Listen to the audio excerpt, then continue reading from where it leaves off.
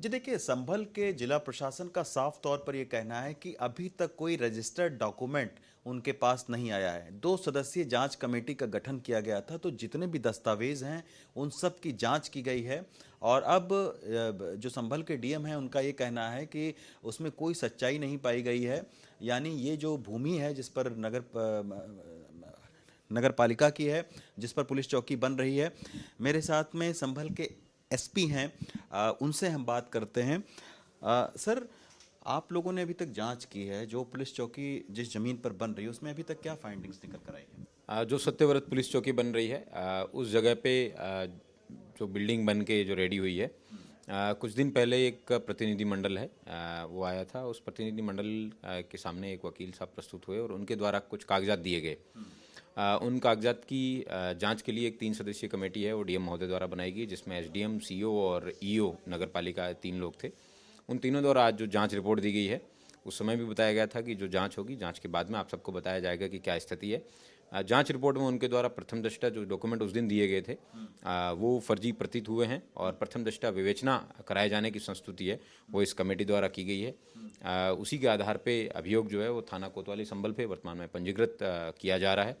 और जहाँ जहाँ भी जनपद संभल में सेक्शन 56 जो वक्फ एक्ट का 1995 का वायलेशन हो रहा है, कई ऐसी भी जगह हैं जहाँ पे इसका वायलेशन हो रहा है, जिसमें जो संपत्तियाँ वक्फ के नाम कर दी गई थी पूर्व में और उनका जो जिस प्रयोजन के लिए की गई थी उस प्रयोजन पर ना करके उनको प्राइवेट यूज़ के लिए किया जा रहा है, उन सबके भी खिलाफ कार्रवाई की जाएगी। लेकिन इस वर्तमान इस प्रकरण में जो कागजात हमें दिए गए थे उसके अंदर ऐसी ऐसी भी चौदियाँ हैं जो कि 1.5 किलोमीटर लंबी और 700 मीटर लंबाई और चौड़ाई में, जो कि प्रथम दृष्टया है वो फर्जी प्रतीत होती है। अच्छा सर, ओवैसी साहब ने भी ट्विटर पर एक वो डाला था कि वक्फ की संपत्ति है जिस पर पुलिस चौकी का निर्माण हो रहा है। तो क्या उस दस्तावेज की भी आप लोगों ने जांच की जो सोशल मीडिया के जरिए?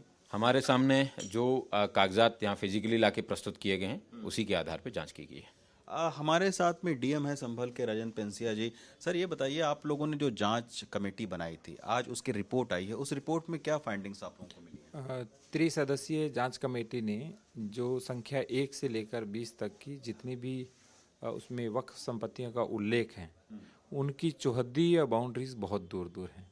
लगभग 4 किलोमीटर जो 9वें नंबर की संपत्ति है, उसमें एक संपत्ति के दोनों ओर की जो बाउंड्री है वो 4 किलोमीटर की दूरी पर है। इसी तरह से 750 मीटर, 1.5 किलोमीटर, 2.5 किलोमीटर। तो एक तरह से शहर की जो ज़्यादातर भूमि है, आसपास के 1-2 गांव की भी भूमि है, वो भी उसके अंतर्गत आती है। तो यदि इतनी संपत्ति है तो किसी के स्वामित्व में रही होगी तभी वो वक्फ करता है। तो हमारे पास में वर्तमान में जो भी दस्तावेज है वो अनरजिस्टर्ड है जो हमें दिया गया। और दूसरा, उसमें स्वामित्व का कोई उल्लेख नहीं है, क्योंकि स्वामित्व के उपरांत ही कोई भी भूमि दी जा सकती है। और तीसरा, बहुत सारी सरकारी भूमि है, सरकारी भूमि का तो वक्फ हो ही नहीं सकता है। अच्छा, आप लोग ये भी कह रहे हैं कि अज्ञात लोगों के खिलाफ में मामला दर्ज करने की बात कह रहे हैं, इसमें किसी का नाम आया है, जिक्र आया है कि कौन लोग हैं जो सोशल मीडिया पर? ओवैसी साहब ने भी अपने ट्विटर पर एक वो लगाया कि वक्फ बोर्ड की ज़मीन है। एफआईआर करने की बात 2 तरह से है। एक, इस भूमि के आधार पर बहुत से यहाँ पे हिब्बे नामे या एग्रीमेंट या मौखिक बैनामे जिनको कहते हैं वो हो रहे हैं। तो इस तरह की भी हमें शिकायत मिली है। तो यदि इस तरह की भी स्थिति आती है तो हम कार्रवाई करेंगे, क्योंकि 1995 वक्फ एक्ट की धारा 56 स्पष्ट रूप से कहती है कि किसी भी वक्फ प्रॉपर्टी का विक्रय भी नहीं किया जा सकता है। तो प्राइमा फेसी जितनी भी चीज़ें हैं वो निराधार हैं और इसी आधार पर हमने कहा कि विधिक कार्रवाई की जाएगी। शुक्रिया हमसे बात करने के लिए। तो साफ तौर पर जिला प्रशासन का कहना है कि अभी तक वक्फ बोर्ड से की संपत्ति से जुड़े जो भी कागजात आए हैं वो सभी फर्जी पाए गए हैं और इस तरीके का कोई अभी तक रजिस्टर्ड दस्तावेज नहीं आया है।